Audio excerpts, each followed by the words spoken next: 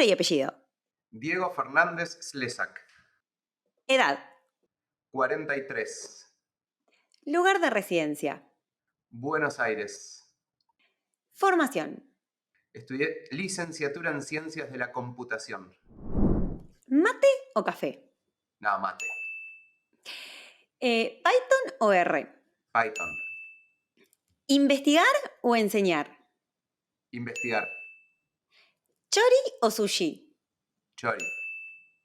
¿ChatGPT o Llama? ChatGPT.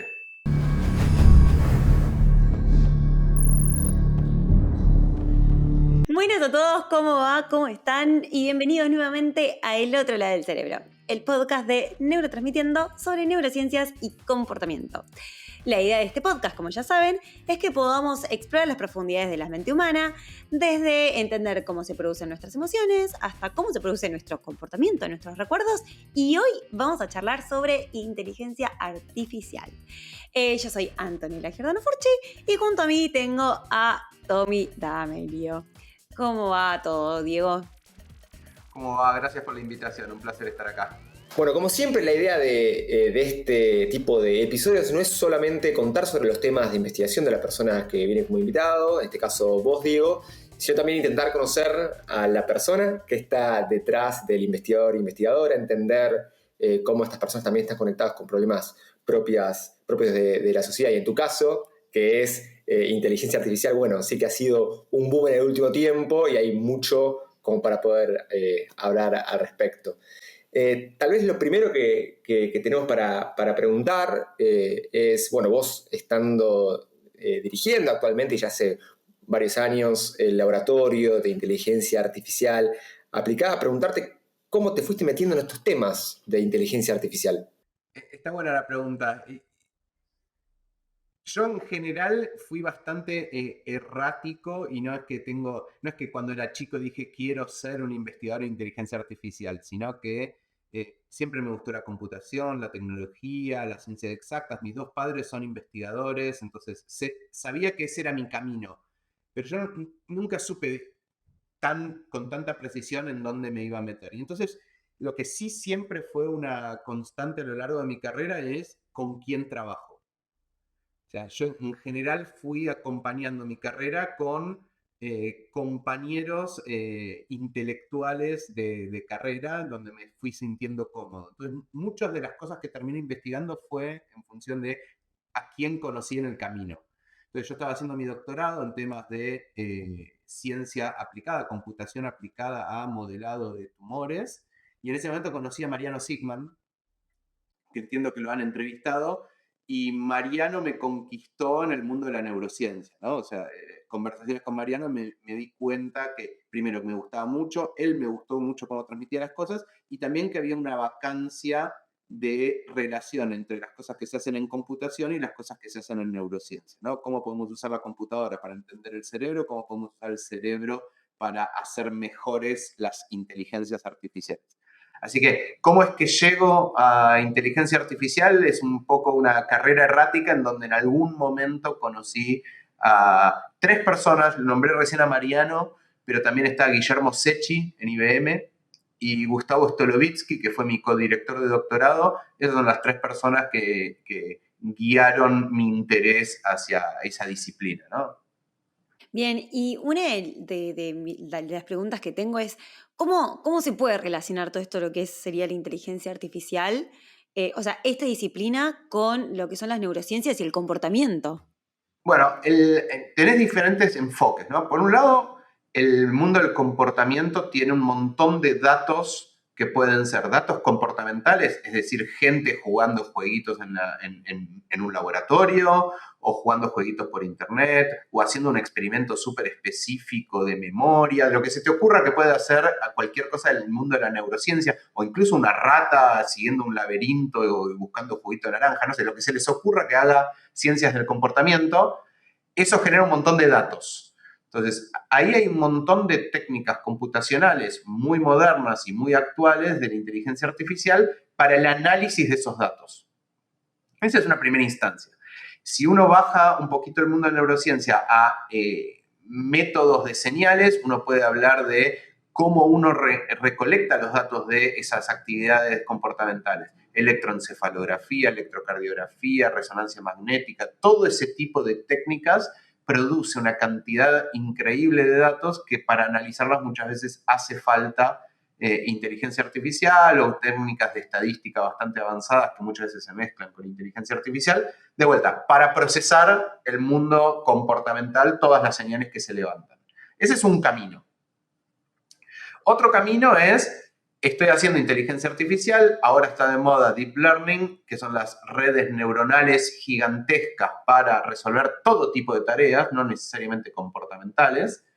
Y entonces ahora, ¿cuál es la arquitectura? ¿Cómo organizo esas redes neuronales de computadora para resolver el problema? Que no tiene nada que ver con ser comportamental. Es todo un desafío. ¿Cómo organizo esas neuronitas para que resuelva bien la tarea? Entonces, hay algunas estrategias que se basan en conocimiento de neurociencia para organizar esas neuronitas artificiales. Inspirarse en lo que se conoce de la estructura neuronal del cerebro para generar estructuras artificiales que resuelvan una tarea particular con redes neuronales profundas. Entonces, ahí, y esas dos son por separadas. Y a mí la que me gusta es la que mezcla todo, si querés, ¿no? Bueno, ¿qué tarea comportamental puedo ayudar con inteligencia artificial que a su vez me provoque preguntas, que uno pueda, por ejemplo, ¿qué pasa si tengo un problema del comportamiento? Que puedo modelar con una red neuronal en donde yo pueda hacer una pregunta sobre la red neuronal nueva que no se me había ocurrido con el comportamiento y pueda volver a hacer en neurociencia el test de que efectivamente lo que me pasó en las redes artificiales también pasa en el mundo de la neurociencia, del comportamiento. Así que a mí me gusta bien esa ida y vuelta mezclada de la interdisciplina, pero de vuelta los tres enfoques son bienvenidos, ¿no? Y tal vez yendo más en el enfoque de la aplicación, yo tengo que pensar en vos, se me ocurren varios trabajos que te he escuchado, de los cuales te he escuchado hablar, de aplicación de inteligencia artificial relacionada a temas del estudio de la mente, del comportamiento humano, incluso también de neurociencias. Pero capaz el primero que me sale es esto de predicción de psicosis en jóvenes. ¿Querés contarnos un poquito sobre eso? Un trabajo donde nos contactó gente del Departamento de Psiquiatría de Columbia. Ellos tenían un protocolo ya desarrollado sobre pacientes con potencial esquizofrenia. Hay una escala que se toma en psiquiatría donde un paciente que llega a una guardia con algún malestar, algún síntoma, se lo evalúa y se lo considera de riesgo. La palabra técnica es CHR, Clinical High Risk. Entonces, cuando el paciente entra en esa escala de alto riesgo, básicamente es monitoreado por el Departamento de Psiquiatría, en este caso de Columbia Hospital. Entonces, ellos monitorean al paciente, tienen una entrevista inicial donde se le hace estas escalas y durante 2 años y medio se los sigue. De esos pacientes que entraron con algún síntoma tipo depresión, tipo lo que se llama prodrómico de psicosis, bueno, son ciertos síntomas que se dan en general en adolescentes con preponderancia incluso en varones sobre mujeres. Bueno, cuando entran esos pacientes se los sigue durante 2 años y medio. Algunos de esos pocos pacientes efectivamente terminan convirtiéndose, esa es la palabra que se usa técnicamente, se convierten y tienen algún brote psicótico o algún evento donde ya se los considera esquizofrénicos o similar. Entonces, la pregunta que se hicieron los investigadores y con los que nos contactaron a nosotros fue, ¿podemos detectar en esa entrevista inicial, a partir de la cual después al paciente se lo siguió durante 2 años y medio, ciertas sutilezas en el lenguaje que nos indiquen cuáles son los que se van a convertir y cuáles no? Para que se den una idea de los números, alrededor del entre 30 y 40% de los que entran como de alto riesgo se convierten. O sea que esa escala que se usa para declarar alto riesgo no es tan precisa. Hay un montón de gente que entró como alto riesgo que nunca se convirtió. La pregunta es si con análisis de texto uno puede ajustar ese número para tratar de detectar mejor cuáles son aquellos que efectivamente se van a convertir a psicosis y cuáles no. Entonces, lo que nosotros hicimos fue hablar con mucho con psiquiatras y tratar de desarrollar métodos que miraran sutilezas del lenguaje contenido semántico en particular, para medir y distinguir a estos pacientes y poder separar los potencialmente convertibles de los que no se irían a convertir. Y efectivamente eso fue lo que hicimos. En la era pre-ChatGPT todavía no teníamos todas esas herramientas. Esto lo cuento porque en ese momento, digamos, hasta hace 3, 4 años, todo lo que era procesamiento de lenguaje natural requería de índices, si querés, instrumentados por humanos, ¿no? Los humanos pensábamos de qué manera medir el lenguaje. Ahora con ChatGPT uno puede directamente hablarle a ChatGPT y decirle, este texto tiene más de este contenido que de otro, pero en aquel momento no. Entonces desarrollamos una medida de coherencia discursiva. ¿Cuánto se va de la temática el paciente durante la entrevista? Y eso usarlo como indicador para distinguir a aquellos que se fueran a convertir. Y lo interesante es que el algoritmo dio muy bien, dio demasiado bien, tan bien que me da vergüenza decir el número, nos dio 100% de precisión, aunque en una muestra muy, muy chiquitita, ¿no? Hago este disclaimer porque nunca se tiene el 100% de precisión, en una muestra muy chiquitita, digamos, destacamos a todos los que se convertían de los que no se convertían, pero esto es solo el comienzo, era solo una muestra prototipo de laboratorio que permitía ver que había información en el lenguaje valiosa para ayudar a distinguir síntomas sutiles en el lenguaje que permitieran distinguir entre convertidos y no convertidos. Y entiendo que este mismo conjunto de técnicas o formas de abordar estos datos, además de ayudarnos para intentar predecir psicosis, entiendo que también ha servido para otros dominios, como ha sido, no sé, por ejemplo, Parkinson u otros temas, ¿verdad? Sí, en general la secuencia siempre fue la misma, ¿no? Nosotros publicamos alguna cuestión de procesamiento de lenguaje y nos llegó el Departamento de Psiquiatría de Columbia con estos pacientes. Cuando publicamos estos pacientes de Columbia nos llegó un conjunto de pacientes de Parkinson, de INECO, y después nos llegó un conjunto de pacientes de depresión de Imperial College. O sea, en general fue nosotros proponiendo métodos de procesamiento de lenguaje natural con aplicación en salud mental y distintos colaboradores que tenían pacientes y condiciones experimentales afines a lo que nos estábamos haciendo se nos acercaron y nos propusieron analizar esos datos. Datos que hemos analizado son, como decías vos, en Parkinson, por ejemplo, detectando con cierta anticipación cuestiones de Parkinson, mirando verbos que tengan que ver con movimiento de verbos que no tengan que ver con movimiento. Si yo te pregunto, bueno, a ver, contame una historia de tu vida cotidiana, vos vas a usar ciertos verbos y esos verbos se pueden clasificar entre de movimiento y no movimiento, entonces de forma automática logramos identificar Parkinson de no Parkinson a partir del tipo de palabras que usaba en la descripción la gente con esta idea de verbos de movimiento y de no movimiento. Cosas muy sencillas que hacer a mano se puede, pero es muy costoso, muchas veces son discutibles de interpretación. Bueno, lo interesante que tiene la computadora es la escala, no tiene cansancio, la robustez y sobre todo la objetividad. Ande o no ande, lo que sí es cierto es que en la computadora nosotros tenemos manera de decir exactamente qué fue lo que calculamos, ¿no?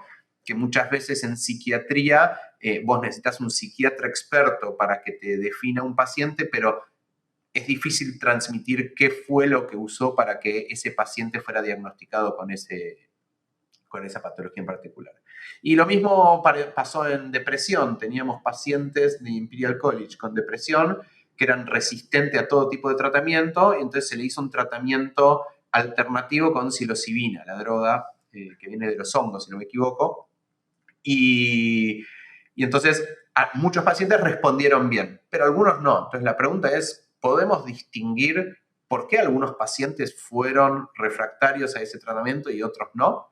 Entonces hicimos una medida, teníamos de vuelta la entrevista que le hicieron los psiquiatras que trabajaban con depresión con esos pacientes anterior a todo el tratamiento, y lo que vimos es que había una diferencia entre los que respondían y los que no respondían de valencia emocional en el contenido del texto, ¿no? Entonces, de vuelta, había ciertos atributos del lenguaje que permitían identificar condiciones, estados mentales distintos que en este caso particular hicieron que pudiéramos predecir con cierta precisión si el tratamiento iba a ser exitoso o no mediante el uso de psilocibina. Es muy interesante y además me consta que además de poder aplicar ese tipo de metodologías, ese tipo de técnicas para responder preguntas bien aplicadas, como en este caso poder detectar a un tipo de paciente comparado con otro tipo de paciente y demás, también lo has usado, o lo han usado, mejor dicho, para responder preguntas básicas, por ejemplo, en relación a la introspección, ¿no?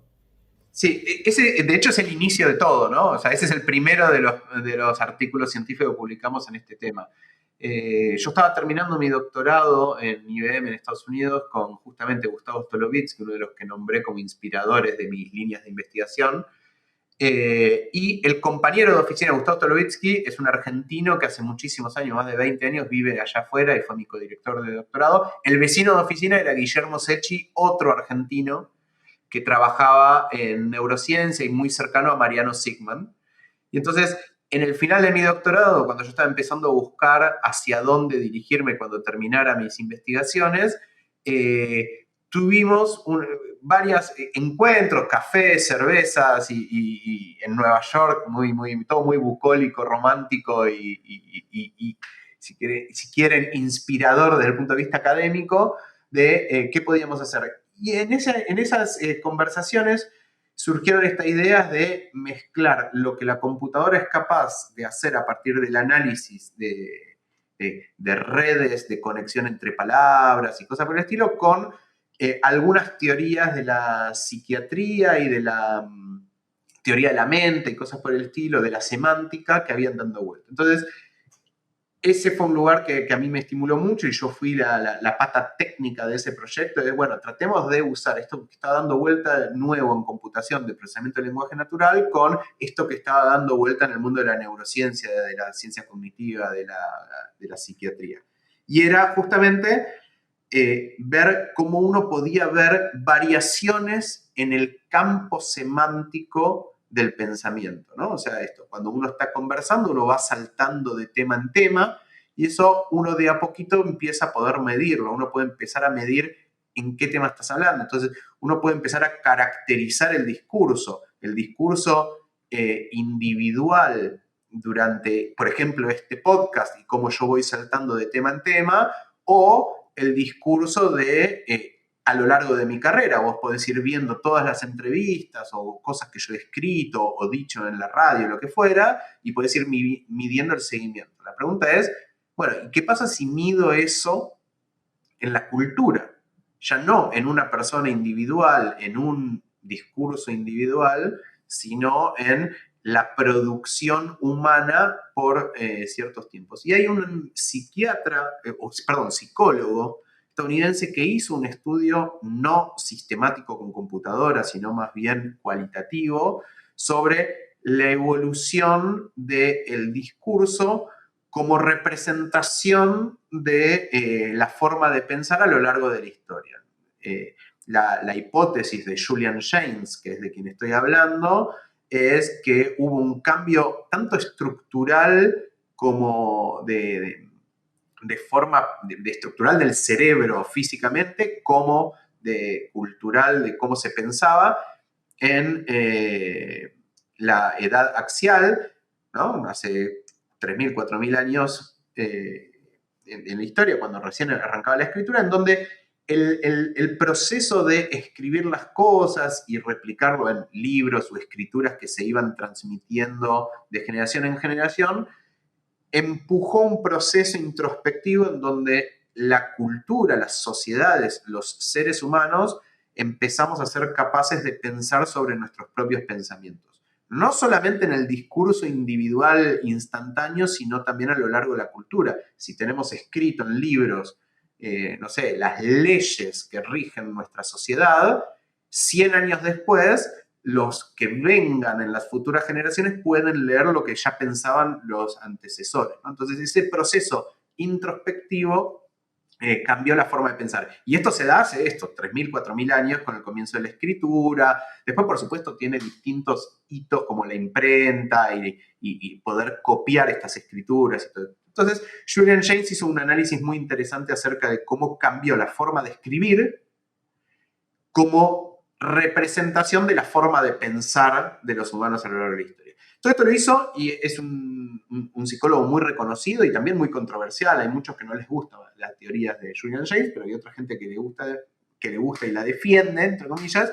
Lo que nosotros nos preguntamos es, ¿podemos usar las técnicas computacionales para de alguna manera sacar un índice cuantitativo que uno pueda poner a prueba para medir las ideas de Julian James, que siguió teniendo una lectura minuciosa de los documentos? Entonces lo que hicimos fue exactamente eso. Agarramos todos los documentos de la historia que pudimos tener acceso. La Biblia fue uno de los principales que analizamos, pero estamos hablando de la biblioteca completa de Guggenheim o qué sé yo, todas las noticias que están en Google. Hay un proyecto de Google también de escaneo de libros, también lo metimos adentro. Todo, la mayor bibliografía que pudiéramos conseguir, la metimos dentro de la computadora. Y medimos esta idea de Julian James de la evolución de la conciencia o de la introspección, usaste vos la palabra, que es una de las palabras que usa Julian James, a lo largo de la historia. Podemos ver alguna línea de tiempo de la introspección de las culturas, de las sociedades a lo largo de la historia, y lo que vimos es que se corroboraba muy bien las teorías de Julian James que había hecho cualitativamente, y que había algunas cosas que Julian James no había dicho y que nosotros nos aparecieron y que resultaron interesantes. Una de ellas es la transición entre las distintas culturas, los griegos y los romanos. Si vos tenés a los griegos desarrollando un montón de formas de gobierno, de formas de organización, de cultura, de ciencia, de un montón de cosas, y de golpe, medís la introspección, se ve un claro crecimiento exponencial de cuánta introspección hay en los documentos respecto a los anteriores de la época. Y vienen los romanos y hay un quiebre. La curva viene creciendo de alguna manera y en el momento es un quiebre y vuelve a bajar y vuelve a empezar y pasa a tener la misma forma, pero cambiando el nivel basal desde donde empieza, ¿no? Entonces, ahí hay algo que Julian James no había predicho y que es interesante para analizar. Hay quiebres culturales que en principio nos permiten a nosotros medir una diferencia en la introspección, que yo no, con esto no quiero decir que la sociedad se volvió menos introspectiva y volvió a empezar, pero lo que sí es seguro es que los quiebres culturales de alguna manera cambian el estándar de medición que podría reflejar también cambios en las sociedades de que efectivamente se hicieron menos introspectivos porque vino una cultura diferente que, si quieren, está volviendo a escribir la historia, ¿no? Así que ese fue uno de los primeros artículos a partir del cual después nos llamaron para hacer lo de esquizofrenia que me preguntabas antes con el Hospital de Columbia. Suena súper interesante todo lo que estás contando. Realmente, es como que tendría muchísimas más preguntas sobre eso, pero, o sea, quiero hacerte otras preguntas antes de que se nos acabe el tiempo. Que el otro día estaba escuchando de que el Parlamento Europeo aprobó en marzo, o sea, hace poquito, la ley de inteligencia artificial. Entonces, mi pregunta es, ¿de qué se trata esta ley y por qué tiene que haber una ley? No tengo ninguna de las dos respuestas porque la ley esa es muy, muy compleja y la necesidad de esa ley también es muy compleja. O sea, son problemas muy complejos que casi te diría que exceden la parte técnica de la inteligencia artificial, ¿no? Van mucho más allá de eso y están más orientados a la parte política de la inteligencia artificial. Entonces, te voy a contestar lo poco que sé. Mi acercamiento a la parte legal de inteligencia artificial es superficial. Entonces, habiendo hecho este disclaimer, todo lo que voy a decir ahora son más opiniones que argumentos sólidos.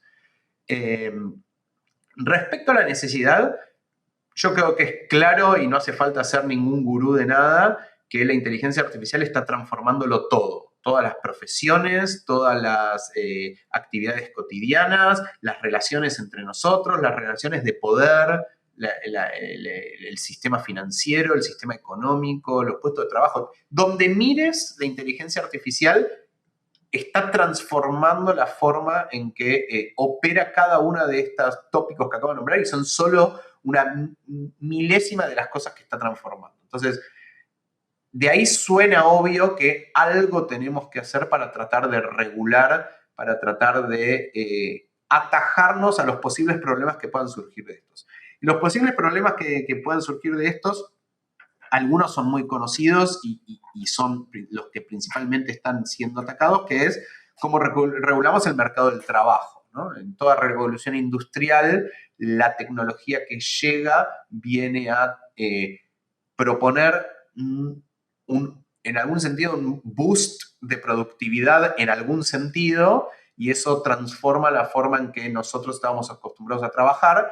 Lo que pasa con la inteligencia artificial es que es muy transversal. No vino la máquina de vapor que nos pasó a dar más fuerza en actividades industriales bien concretas. La inteligencia artificial vino a darle un boost de productividad al pensamiento, si querés. Entonces, es mucho más transversal y no queda claro hasta dónde impacta y en dónde impacta. Entonces, de ahí que hay una necesidad de tratar de regular. Y los enfoques que se están recorriendo, algunos a mí no me gustan tanto. Por ejemplo, uno que se hizo muy conocido por una carta fue frenemos todo hasta que lo entendamos, o frenemos todo hasta que sepamos cómo manejar esto. Yo creo que esa fue una declaración en algún sentido interesante para sacar el tema a relucir, pero muy naif e ingenua pensar en que uno puede siquiera vislumbrar la idea de frenar el desarrollo de inteligencia artificial, ¿no? Aunque saliera la ley, todos los castigos que se te ocurran y las grandes tecnológicas se pusieran de acuerdo y efectivamente lo frenaran, no hay manera, por cómo está distribuido esto, tanto desde el punto de vista técnico como intelectual, que no haya desarrollos en estas líneas en países que no se sumen a esa iniciativa, o personas individuales que decidan avanzar por su cuenta. Entonces, en ese sentido me parecía muy ingenua y absurda, pero por otro lado interesante porque sacó a relucir el tema. Entonces, si hay algo que pasó es que todo el mundo habló de que, tenemos que frenar la inteligencia artificial, por más que el planteo sea absurdo, aunque sea, generó una conciencia. Y entonces yo creo que esta ley viene por ese camino, ¿no? Tomamos conciencia y los europeos fueron los primeros en tomar iniciativa, y entonces armaron una ley muy, muy compleja en donde tiene algunos puntos interesantes. Toda inteligencia artificial se basa en datos de entrenamiento y en datos después de uso sobre esas inteligencias artificiales. Esta ley, por ejemplo, legisla y pone condiciones acerca de qué datos podés usar y qué derechos y obligaciones tenés en el uso de esos datos. Entonces, si una persona individual detecta que sus datos fueron utilizados para entrenar cualquier inteligencia artificial, esa persona tiene que tener el derecho de pedirle a aquel que lo usó que lo deje de usar. Entonces, tenés que tener el derecho tuyo, individual como persona, de pedir que tus datos no se usen, ¿no? Es como firmar un consentimiento informado porque usaste, no sé, Gmail para tus mails o WhatsApp para tus mensajes. Después se usa y eso crea una inteligencia artificial. Arrepentirte de tu consentimiento informado. Vos tu consentimiento lo firmaste Gmail, bueno, vos tenés el derecho de poder retirar tus datos del uso de inteligencias artificiales. Ese es el tipo de cosas que legisló. Son muy complejas de implementar, pero es una ley interesante desde el punto de vista de la discusión política, ¿no? Es una tecnología que es transversal a todo y no deja nada afuera. Entonces, ¿qué condiciones podemos poner sobre algo que es tan ubicuo? O sea, no estamos diciendo, bueno, legislemos sobre los equipamientos sobre salud que usen electricidad. Entonces, bueno, tenemos que hacer test eléctricos para que no haya un cortocircuito y electrocute al paciente. En ese caso es muy fácil. Bueno, acá la inteligencia artificial no tiene un campo de aplicación, o sea, está en todos lados. Entonces, esa ley intenta abarcar de forma amplia algunos aspectos que son transversales. Por ejemplo, el uso de datos. Entonces, ahí hay un punto. Y respecto a la necesidad de esa ley, para mí es obvio que hace falta algo. No sé si esta ley o una ley, pero definitivamente la inteligencia artificial es tan abarcativa y tan transversal que seguro tenemos que prepararnos para las transformaciones que creemos que estamos viendo, pero esto es solo el comienzo de una avalancha que se nos viene, ¿no? No sé si te contesté desde mi no conocimiento.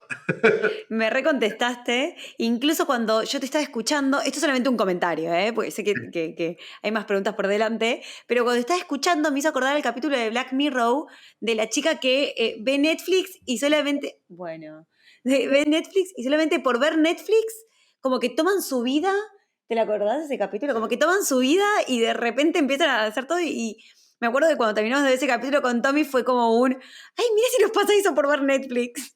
Y es un poco esto de que estabas diciendo de la regulación.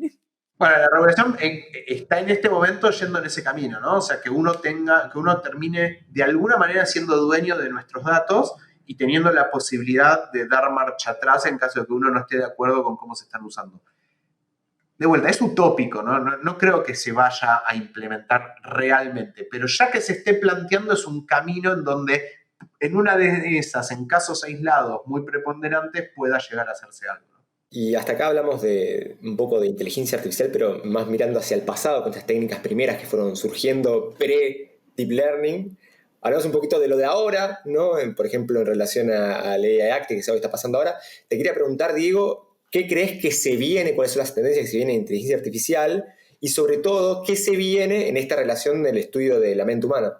Bueno, para mí el gran camino que se está abriendo ahora es el de la conciencia y el pensamiento y en el reconocimiento del propio yo, ¿no? O sea, nosotros nos creemos individuos conscientes con una introspección acerca de quiénes somos y todo lo que es la psicología y el psicoanálisis de la propia identidad. Y ahora las inteligencias artificiales hablan como nosotros y hasta uno puede interactuar como uno interactuaría con otro agente que dice identificarse como un yo. Entonces, yo creo que ahí hay un camino nuevo que se está abriendo, que es estas inteligencias artificiales aparentemente relacionan muy bien palabras. Hablemos de ChatGPT, ¿no? O cualquiera de estos, Llama 2 o el de Google, cualquiera. Son redes neuronales muy grandes que interpretaron muy bien el lenguaje escrito y que ahora permiten que uno les hable, que te entiendan y operar sobre el lenguaje. Bueno, ¿cuán distintos a nosotros son? Entonces, yo creo que el camino que se viene en los próximos años es esta pregunta. O sea, ¿son realmente máquinas probabilísticas de cuál es la próxima palabra? Y la respuesta más probable es sí. Pero la pregunta es cuán distinto a nosotros son. Hay muchos experimentos de gente hablando con ChatGPT en donde se enamoran de ChatGPT, donde se pelean con ChatGPT, donde ChatGPT logra hacerte enojar, donde logra hacerte reír. Bueno, ¿qué tan distinto a nosotros son? Bueno, podemos decir, estás escribiendo, no estás hablando, pero eso es solo cuestión de tiempo. O sea, que haya una generación de voz linda y que le agregue emociones a la forma en que te lo dice y que no te tengas que comunicar escribiendo, es solo una cuestión técnica de tiempo. Entonces, yo creo que los próximos años abre esta puerta justamente en el lugar en donde a mí más me entretiene hacer la investigación, ¿no? Que es el ida y vuelta entre inteligencia artificial y neurociencia o ciencias cognitivas. Y es, bueno, tenemos inteligencias artificiales que calcula probabilidades entre palabras y ahora sabe hablar bárbaro, y tenemos un cerebro que hace lo mismo. Entonces, ¿qué diferencia uno del otro? Bueno, que tengo libre albedrío, que yo decido qué hacer y la inteligencia artificial responde a mis preguntas. Bueno, eso porque no puse play en la inteligencia artificial para que haga lo que quiera, porque si pongo play, hace cualquier cosa. Bueno, no duerme. Bueno, no duerme porque no programé que duerma. ¿Qué significa dormir en un humano y qué significa dormir en la inteligencia artificial? Hay un montón de preguntas divertidas que yo creo que los próximos 10 años vamos a ver progresar mucho. No creo que la respuesta termine siendo son conscientes y son como un ser humano, pero yo creo que nos va a permitir formular preguntas acerca de la conciencia y de nuestra propia identidad como seres humanos muy interesantes que hasta ahora no eran posibles porque justamente la computadora estaba muy lejos, no sabía hablar. Bueno, ahora ya sabe hablar y habla muy bien y la podés calibrar para que hable como un niño, como un adulto, para que piense matemáticamente, para que sea un poeta, para lo que donde queramos. Es súper interesante todo lo que estás contando. Incluso yo voy a referirme todo el tiempo a series y películas en este episodio, parece. Pero una de las cosas que estabas contando me hizo acordar a la película Her. Es lo que está pasando. O sea, ni bien salió ChatGPT, salió hace año y medio, ¿no? Ni bien salió ChatGPT, al toque, unos meses después, salió una nota de un chico que se había armado un avatar que se comunicaba con ChatGPT y ese avatar tenía la estética de lo que él hubiese pensado su novia favorita. Y entonces empezó a hablarle y se enamoró, qué sé yo, y en algún momento le preguntó a ese avatar que estaba comunicado con ChatGPT, ¿vos me querés a mí? Y dijo, no, yo no te amo, soy una computadora. Y el tipo se deprimió. Se había enamorado. O sea, de golpe, aquel agente que respondía como a vos te gustaba y que habías logrado entablar una relación, te dice, no, yo te quiero, soy una lata. Yo no quiero a nadie. ¿No? Y se deprimió. Entonces, Her ya es una realidad, ya no es una película. Si no existe la película exacta en el mundo real, es solo porque nadie se animó a meterlo en un dispositivo tan violento como un sistema operativo que nos abarque todo. Pero es casi, te diría, un problema ético-moral, no técnico. No, y que de hecho, el otro día estaba escuchando un podcast y mencionaban que existe un sitio que también es una app que es candy.ai, que es Mirá. como una AI genera como una persona para tener pareja. Tiene una vuelta, entiendo por lo que escuché en el podcast, como más relacionada a pornografía, o sea, como que tiene más esa orientación, pero no es solo eso por lo que mencionaban, como igual era obvio que en algún momento iba a pasar esto, ¿no? Con el boom de lo generativo iba a derivar también a la parte de pornografía, pero entiendo que no es solo eso, o sea, la idea es que hay un vínculo, uno le crea la voz, los intereses y además tiene otro. Hablando de pornografía, no exactamente pornografía, está la página esta OnlyFans, ¿no? Uno quiere ver a Messi saludándote para tu cumpleaños y le pedís un cumpleaños. Y si tenés algún deseo sexual o quiero tener la chica tal que me mande un saludo, bueno, en OnlyFans ya están los agentes virtuales, los avatars virtuales a los que les podés pedir cosas. O sea, ya no es seres humanos ofreciendo sus servicios, entre comillas, sexuales o de imagen, ofreciéndoselo al público que así lo decía, sino avatars virtuales creados para generar esa empatía y esa relación en donde ganan plata literalmente por generar, no sé, un desnudo de un avatar virtual o un baile sexy de un avatar virtual a pedido, ¿no? O sea, eso ya existe, está en OnlyFans o en cualquiera de estas páginas de pedido explícito. ¡Wow! Increíble. Pero lamentablemente estamos llegando al final de este podcast, porque yo seguiría hablando sobre esto porque me encanta. Pero bueno, Diego, entramos en la sección que se llama Arco Reflejo. Te cuento que esta sección se llama así porque la idea es que puedas responder estas preguntas como si fuera un reflejo. Rápido, directo y espontáneo. Dale. ¿Estás listo? Dale, perfecto. Bien. La primera pregunta es, ¿qué pensás de la situación actual de la ciencia en Argentina? O sea, sé que no puede ser tipo... Es una pregunta bastante amplia, pero... Bueno, estamos en crisis, yo lo vivo en primera persona, ¿no? O sea, todo lo que es los subsidios que da el Estado para la ciencia argentina, tanto en el sistema público como en el sistema privado, están cortados. Así que la respuesta corta es crisis total. ¿Cómo ves el estudio de la inteligencia artificial, o sea, de la IA en general en Argentina y en la región? Argentina siempre tuvo muy buenos recursos humanos, en general en ciencia. En inteligencia artificial no es la excepción. También tiene muy buenos recursos humanos con grandes investigadores referentes a lo largo y ancho del mundo. Y respecto a otros países, estamos muy bien desde el punto de vista de la calidad de nuestros profesionales, pero muy mal respecto a la cantidad, ¿no? O sea, nuestra masa crítica es poca, pero tiene que ver también con esta crisis del sistema científico. ¿En qué te ves trabajando en los próximos años? Bueno, ahora estoy trabajando mucho con Alzheimer, así que yo me veo trabajando mucho en lo que es inteligencia artificial generativa, que es algo nuevo que se está viendo en lo que es aplicación en salud mental y en neurociencia. Así que yo diría esto, la adaptación de toda esta revolución de ChatGPT, de inteligencia artificial generativa en el campo de la salud, en donde, por ejemplo, está regulado y los protocolos médicos hay que cumplirse. No vale que ChatGPT invente algo, no puedes tener una alucinación en términos técnicos. Entonces, toda la parte de cómo llevar el mundo aplicado clínico de verdad de la salud o de la salud mental, las tecnologías emergentes de inteligencia artificial generativa. ¿Qué aprendizajes te llevas de todos estos años de estar estudiando inteligencia artificial? Bueno, lo dije y lo repito. Yo principalmente lo que me llevo es las colaboraciones, ¿no? Los amigos. A mí me gusta hacer ciencia con amigos. Eso es algo que siempre digo. Así que mi mayor aprendizaje es que hay que buscar el compañero intelectual para el desarrollo de este tipo de actividades, mucho más en neurociencia, ¿no?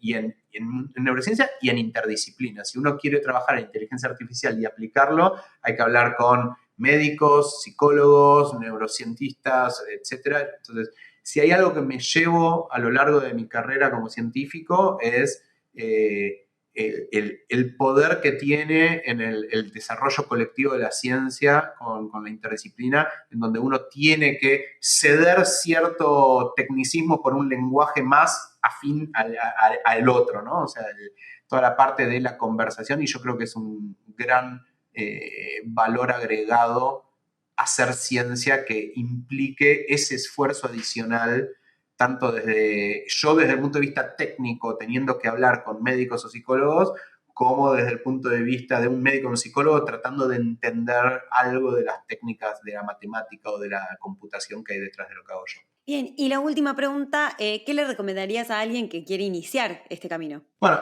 yo soy un defensor de las ciencias exactas, entre comillas, tradicionales, ¿no? O sea, tanto licenciatura en ciencia de la computación, licenciatura en datos, que es la nueva, o física o matemática, son carreras que para mí son muy versátiles y que permiten dedicarse a la inteligencia artificial o temas afines muy... de distintos enfoques, por supuesto, no es lo mismo el enfoque que agarra un físico que agarra un computador, pero son carreras muy fuertes y muy versátiles, muy potentes para poder dedicarse al área de la inteligencia artificial que a uno le guste. Si a uno le guste más la parte teórica, uno lo va a poder hacer en cualquiera de las carreras que uno elija, ¿no? Entonces, si yo tengo que recomendar cómo meterse en el mundo de inteligencia artificial, elegiría cualquiera de las carreras clásicas de inteligencia, de ciencias exactas, y sumo a ciencia de datos, que está muy, muy orientada a eso, ¿no? Está pensada y que justamente es una combinación departamental para tratar de llevar una carrera que mezcle un poquito la física con un poquito la matemática, con un poquito de la computación en el área de ciencia de datos, ¿no? Así que, y yo tengo un perfil muy de investigador, entonces ahí recomiendo las carreras de exactas, que además son las que conozco en primera persona. Tampoco quiero hablar tanto de carreras que no conozco tan de primera persona. Bien, bueno, muchas gracias, Diego, por participar del podcast. La verdad que fue un placer charlar con vos y yo hubiera seguido un montón más. Bueno, gracias por la invitación. Un placer también estar por acá. Bueno, y esto fue todo hoy en El Otro Lado del Cerebro. Si te gustó el episodio, por favor, ayúdanos dejando una valoración en Spotify o en tu plataforma de podcast preferida. Y también, ¿por qué no?, compartiendo con amigos, amigas, amigues. Un simple mensaje felicitándonos o recomendándonos a nosotras nos serviría mucho. Y nada, eso, gracias por escucharnos. No nos queda mucho. Nos vemos en el próximo episodio. Adiós.